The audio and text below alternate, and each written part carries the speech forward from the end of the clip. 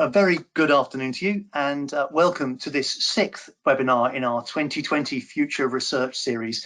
In this afternoon's session, we'll be thinking about how research can carry us into the minutiae of people's lives.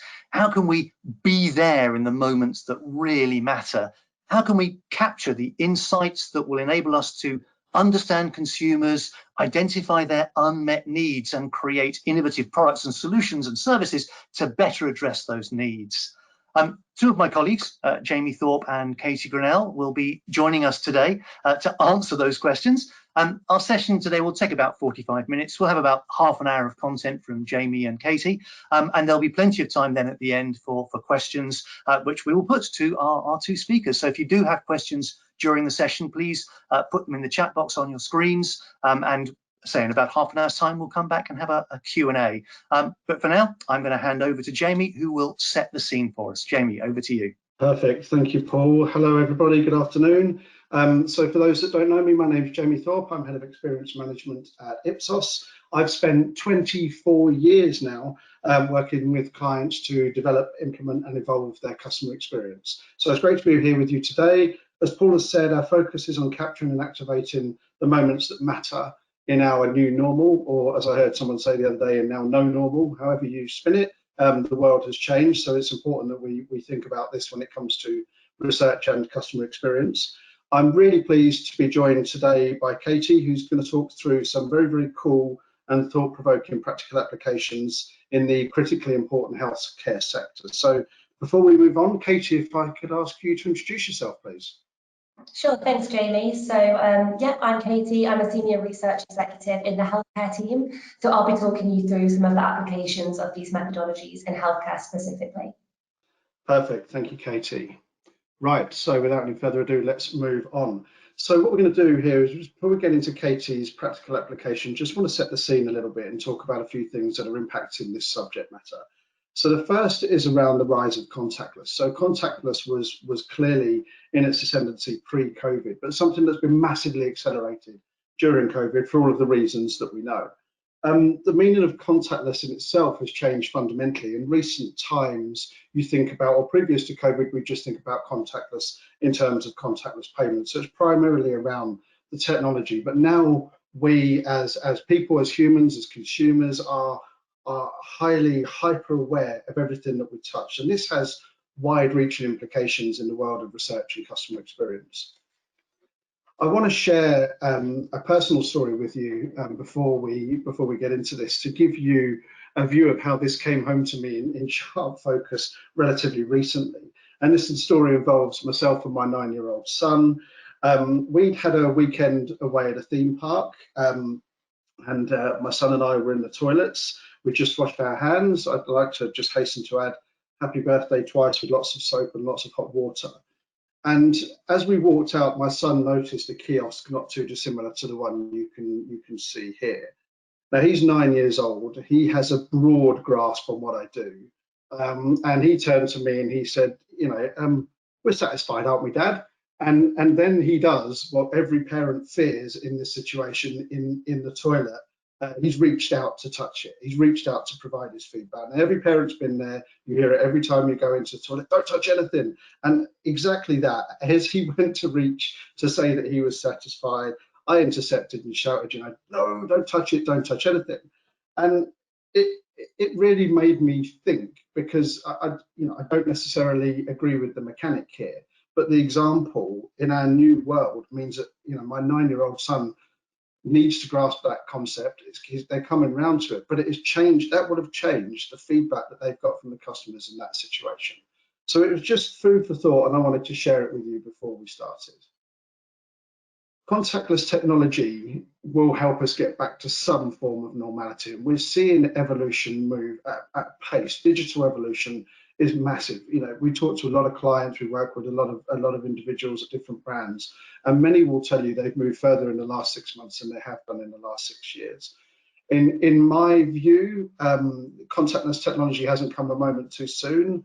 I like to think of myself as an early adopter. My behaviours have changed, I will now, in COVID, I'll often leave the house without my wallet. I now pay for everything on my watch. The increase to £45 has helped, but this contactless touch technology has changed everything. When we think about Oyster cards, voice assistants, hotel rooms, how we pay, it changed everything. And not just how we pay, but the physical, even the physical part of contactless. I was at a restaurant the other day where they put foot plates on the doors, allowing you to enter and exit the restaurant without even touching the door. So all of these things is us evolving to, as I said earlier, a new normal. And this contactless technology is something that we'll need to embrace, and it will help us get back to normal levels of research and customer experience.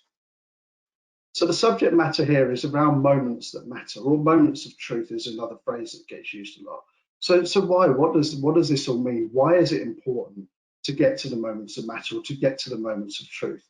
Well, one answer is about the value exchange, and that customers are willing to tell you what they think in return for a better customer experience. I mean, you have to ask yourself, could it be that simple? Well, in my humble opinion, it really could. So the challenge in moments that matter is obviously consumers are much more connected than ever before. They're more fickle, they're more savvy, they're more promiscuous. The world has changed in the customer world, but also in the contactless and digital world. And this is not, there are some things that people will often say it's generational. It really isn't. It's a personality thing.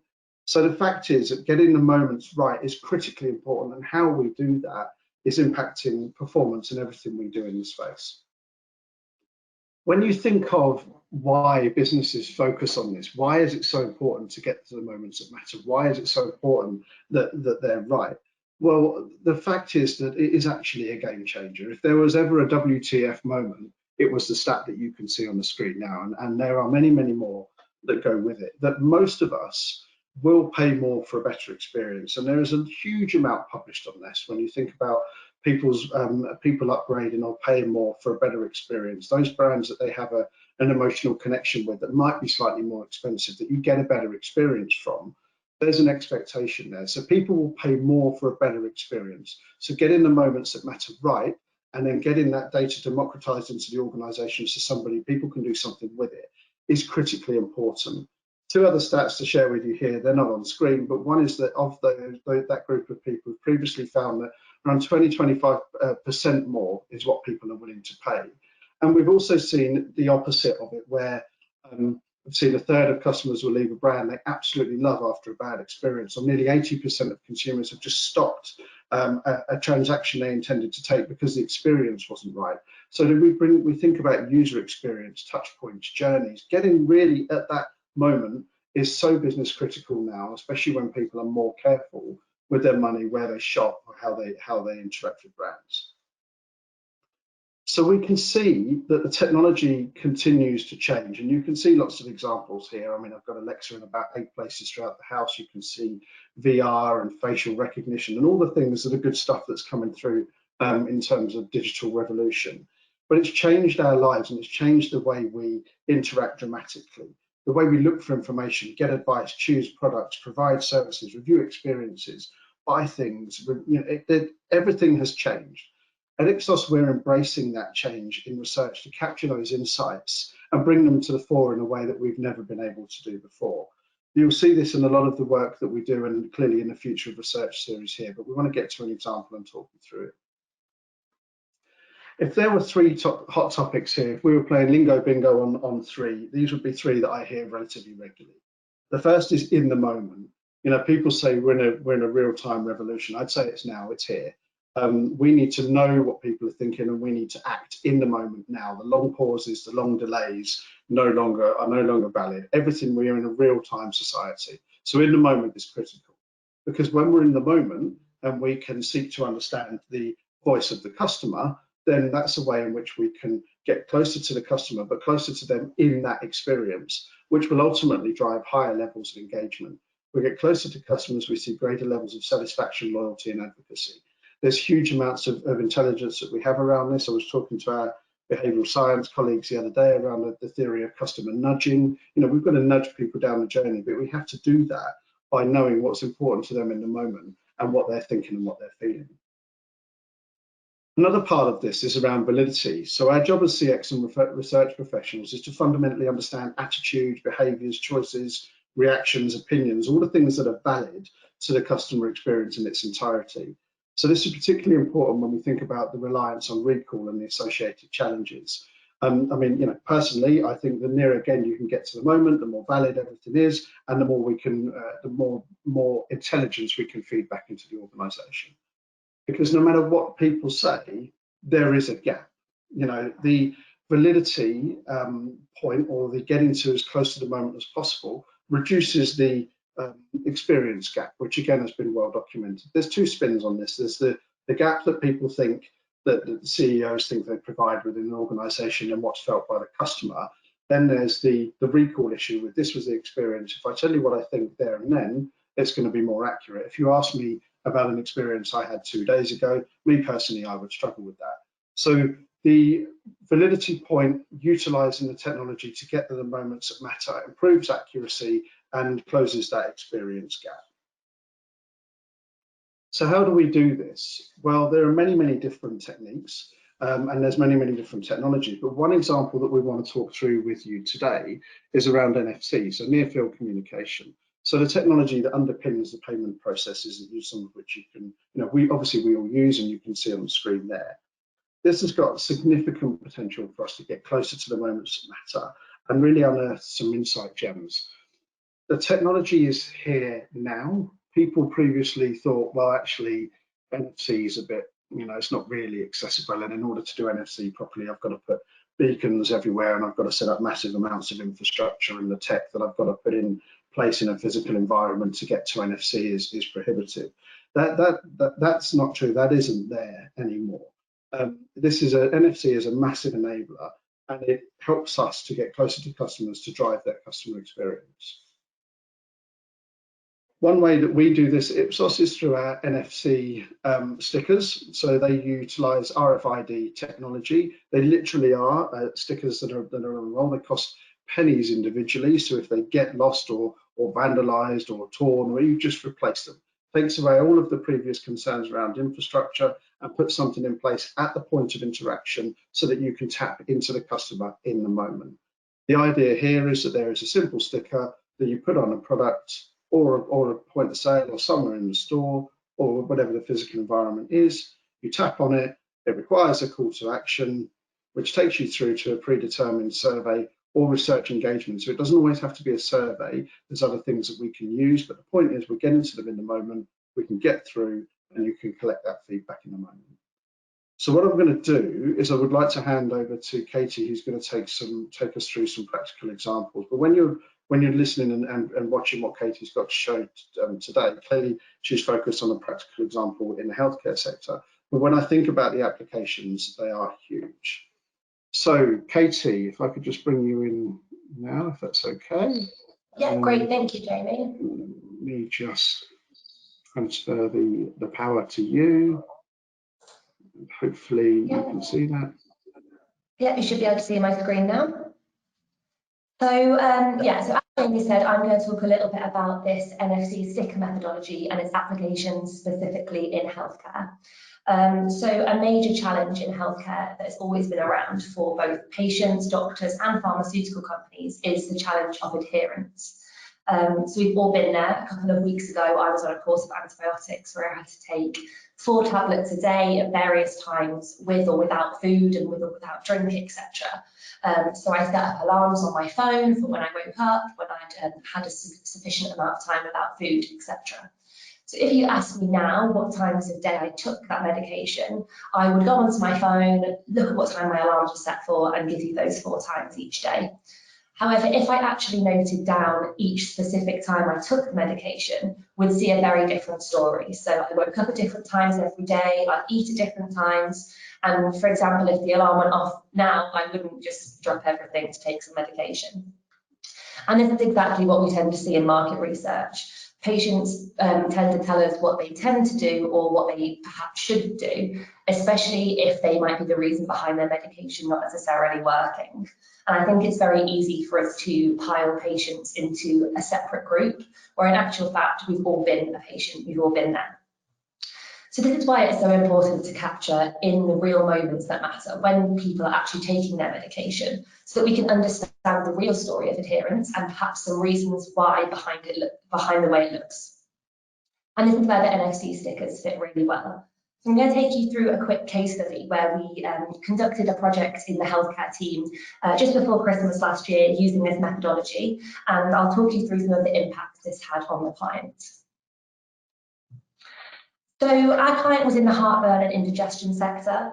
They were obviously well aware of the symptoms that patients tended to report with heartburn and indigestion and the things that triggered these symptoms.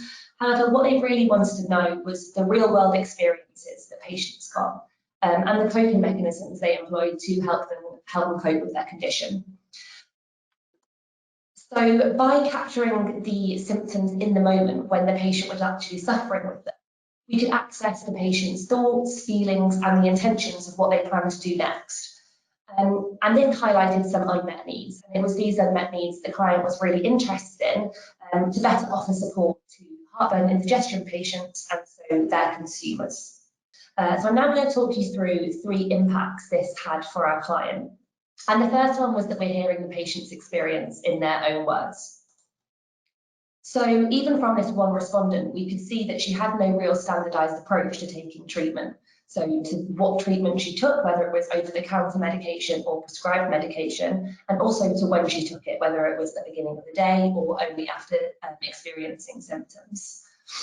And we saw this with loads of respondents in our study as well. And we split them into 2 main mindsets into taking medication. The first was the nip it in the bud approach. And this is where as soon as those telltale signs of symptoms came on, or they'd just eaten something that they knew would trigger a heartburn or indigestion episode, the patient would take the medication straight away. Alternatively, we also had the wait and see group, who would wait and see if symptoms would go away by themselves or with natural remedies such as herbal teas or water. And they'd only take medication as a real last attempt to make the symptoms go away. And it was this spontaneous language that we got from respondents that highlighted the need for education in the heartburn and indigestion space, not just for patients, but also for physicians to highlight the importance of giving patients correct and consistent advice on how to take medication and where over-the-counter medication might fit into their treatment plan. So the second impact for the client that I'm going to talk to you about is that of the additional context we saw from using this methodology. So we saw there in the video that we can see the patient's background, their location, their body language and their emotions on their face. And we could see even from this one respondent, one of her videos was recorded in the middle of the night at 4 o'clock in the morning, which of course would be really very unlikely using traditional methods of market research. So by the morning in traditional methods, feelings would have subsided or even be forgotten. So we wouldn't get those insights that we're getting here. And what we realised from seeing multiple entries in the middle of the night, that although symptoms logged in the middle of the night weren't necessarily reported as any more severe, they were reported as more distressing. And we mainly could tell this from their body language and the emotions in their face. With the reasons being mainly there was no warning that these symptoms were about to happen, because they just woke them out. They didn't have these telltale symptoms coming on, and also they hadn't been prepared for their symptoms to come on, so they hadn't got treatment nearby that they could easily access. So this insight from the additional context pulled from the NFC stickers allowed our client to decide to include nighttime symptoms in their marketing materials. So this is just a way to kind of warn consumers and heartburn and indigestion patients that nighttime symptoms are quite common, and also to let them know they should be prepared. So by having some medication in their bedside table so that it doesn't disrupt their night's sleep. And the final impact I'm going to talk to you about today is that of greater engagement seen when using NFC sticker methodology. So we conducted some research earlier this year comparing methodologies, more traditional methodologies with the NFC stickers. So in this case, the study was with multiple sclerosis patients, where we split them into 2 groups. One were just on an online community. They were all uploaded and they got an email once a day just to remind them to go online when they felt symptoms, to talk a little bit about their feelings, etc. Whereas the other half of the group were still on the same online community, but ahead of time were sent the NFC stickers to put up around their house in places that they thought might be relevant to their symptoms. So, for example, on their medication packets, on the bedside cabinet if they took them before they went to bed, etc. So what we saw from this research on research was, first of all, we actually got a greater level of engagement when using the NFC stickers. So when using the traditional methodologies, we got about 14.5 entries per week. So this is still good. We're getting about 2 entries a day for using the traditional methods. However, when we introduced the NFC stickers, this increased by over 100%. We were now getting around 32 entries a week, which is a massive improvement of about 5 entries a day. But obviously, if we're increasing the quantity of content we're getting, we might want to make sure that we're not forfeiting quality. And this is what we see with the longer term engagement we get from NFC methodologies. So in this graph, we can see that the yellow bars show the traditional methodology, whereas the blue bars show that of the NFC stickers. And we can see here that as well as the increase in entries per day, we also get about a week extra engagement from these people with the NFC stickers, and it tails off a lot more slowly. So with this long-term engagement, we're really getting to know the respondents over a long period of time, over 3 weeks in this case. So we get extra insights into their life that can provide context behind some of our research findings. And also, as these respondents get more comfortable with the research and more trusting, they're going to give us more information as well, so we can really get really rich data. So to summarise, the 3 main benefits we saw from using this NFC sticker technology in healthcare were the access to spontaneous language, which allowed us to realise the need for patient and physician education in heartburn and indigestion.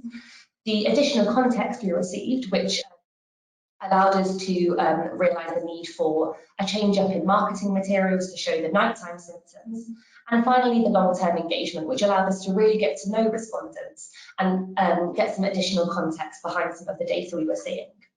So in healthcare alone, this methodology can be used to shed light on the burden of disease, to help us understand adherence, like we've talked about today, to assess the impact of communication materials, and to really capture real-world patient behaviours without that recall bias when we're asking them 2 weeks after the events happened. So I'm now going to pass back over to Jamie, who will talk a little bit more about the applications outside of the healthcare space. But if you do have any questions regarding healthcare, please pop them in the chat and I will try to answer them later. Thank you. Perfect. Thank you, Katie. Well done. That's really interesting. I like it specifically because my wife's a nurse. So she will often say, well, you know, in research, you're not saving lives. And I can say to her, actually, that's incorrect. We actually are now. I think some of the applications that you've put forward there in terms of the moments that matter are, you know, really, really valuable, really interesting. Thank you so much. So it certainly is a brave new world, and it is one that should be embraced. And I think I just wanted to draw to a close now and just share with you some thoughts around customer expectations and how this, you know, application could be used in various different sectors and different environments. Anyone who's seen me on webinars before will know that these are my 3 trends. I see them; they've not really changed in terms of what we see customers expecting in recent times, but here they are. So the first is know me. So we know that customers want to be known. We know as consumers the data that brands hold on us. We want to be served in context. Post GDPR, we've seen people much more comfortable sharing their data. We've also seen an expectation rise that says, actually, if you know this about me, I expect you to interact with me and serve me in context. And we see high levels of dissatisfaction when actually that data isn't used and people aren't served in context. So the thinking about, again, the moments that matter, bringing those data points together and serving in context is critically important. The second here is around hear me. So this is particularly relevant for this example. You know, we don't want, you know, if you think about QR codes, you've got to do things in different ways and you've got to present them in different ways. I want to be able to, this lady on the video that says it's 4 o'clock in the morning, I can just tap the sticker, I can tell you what I think here and now. I don't have to log into anything. I want, as consumers, I want to be able to tell the brands that I engage with what I think, when I think it, via a channel of my choice. So I want to be heard as a customer, as a consumer. And the last one then is around value. So I want to be valued. It isn't necessarily about financial return or gimmicks or offers, those sorts of things. It's if you are seeking my opinion, you are wanting to understand as a brand what I think about your service, your product, your experience, whatever it might be, then I want to know as a consumer that you're going to do something with it. You're going to act on it, that you are valuing my time, you're valuing my opinion. So customer expectations around know me, hear me, value me, in fact, have just been enhanced and just continue to grow in the wake of COVID. And when we think about how we interact with people, they're critically important to make sure that we put our best foot forward with customers. When we think about the near-field communication and the contactless technology, the potential applications are huge, and we're seeing it all the time. I recently, in the last week or two, had to change my TV, and I didn't even realise that they come with Alexa built in now. So I've got my contactless technology. In this example, is my ability to talk to my TV. But the potential application, when we think about NFC, you can see automotive, travel, banks here. You can see connected white goods on here on the right-hand side there. The potential is huge. So in terms of the 3 takeaways before I hand back over to Paul, 3 from me are that listening and acting real time is a game changer. Focus very much on the action part of that. The expectation from customers is growing significantly that brands will do something with the feedback that is being provided. So listening and acting in real time is a game changer, and that's a fact. The second is that the technology is accessible and it's here now. There's no excuses. It is here. It isn't massively costly in infrastructure. It's accessible, it's available, it's easily deployed, it's easily used. And that's particularly important when we think about the third point on here, which is that customers are expecting an experience evolution. There's other presentations or talks that we talk about mediocrity. It isn't digitization or disruption. It is mediocrity often that will serve to drive customers away. So the expectation of an experience evolution is now, and capturing and activating the moments that matter is just one part of it, albeit a critical part of it. That's it from me. So I will hand back to Paul, and we can do Q&A. Thank you very much, Jamie, and thank you, Katie. Please, folks, if you've got questions for Jamie or for Katie, we've got about 10 minutes now. So if you do have questions, please put them in the chat box, and I will act as question master. We've got a couple to start with, even before we dive in. And the first really looks at this idea of NFC, and clearly it's intriguing people. Katie, you talked about a lot of the benefits, and it's very obvious, but are there any challenges that we need to keep in mind when we're using this kind of technology and this kind of research approach? Sure, thank you, Paul. So yeah, as Paul mentioned, I did go through a lot of the benefits of this methodology in my section of the presentation, but we did come across a few challenges when we were piloting the methodology. And I think the main one was probably the amount of time that we had to invest in the project as a whole. So it takes a lot of time up front to set up the methodology. So we've got to print the stickers with the design with the call to action. So obviously that changes for each study, whether you want participants to tap when they're feeling symptoms or for something else. And then we've got to post that to respondents, make sure they've received them, make sure they know how to use it, they've got the instruction booklet, etc. But once it gets going, that's when we really reap the benefits of this technology.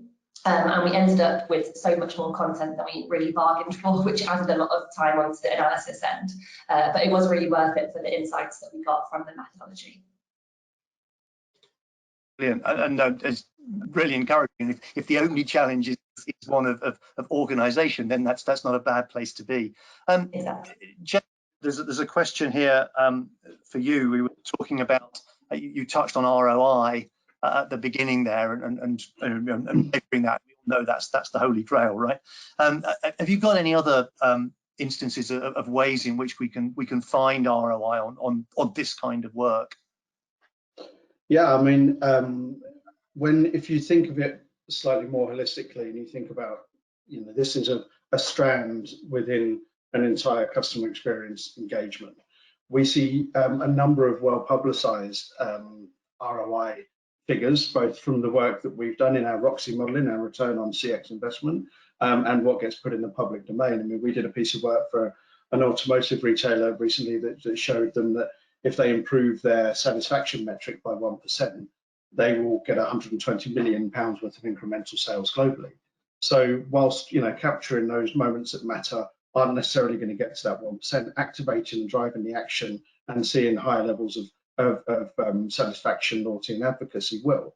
You know, I saw there's a good example, shall we say, $1 trillion technology fruit company attribute $30 million a year to the people in the stores, the store managers spending 1 hour a week closing the loop. So, you know, closing the loop, you're getting the feedback, and then you're activating it by saying to the people in the store, these group of customers or this particular customer wasn't happy with the level of feedback. They go back to them and they attribute incremental sales as a result of that.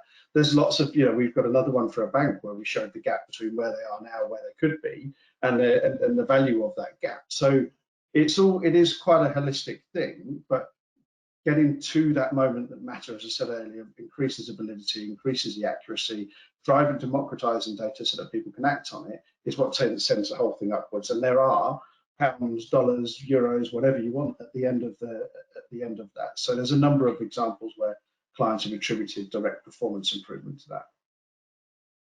Brilliant, thank you. Folks, if you do have questions, easiest way to get them is to put them into the chat box, and we'll try and pick them up from there. This is really a question for both of you, and I think, you know, Jamie, right at the start, you talked about the way that COVID has changed the impact of contactless. Has COVID made it easier or harder to capture insight? Are consumers sitting there now happily wanting to talk to us, or actually getting to moments that matter? Is it more difficult now that we've got fewer methodologies we can use? Katie, do you have a... I'm happy to take that, Katie. Yeah, I think from a healthcare point, sorry, I think you've got a bit of a delay. I think Go on, Katie.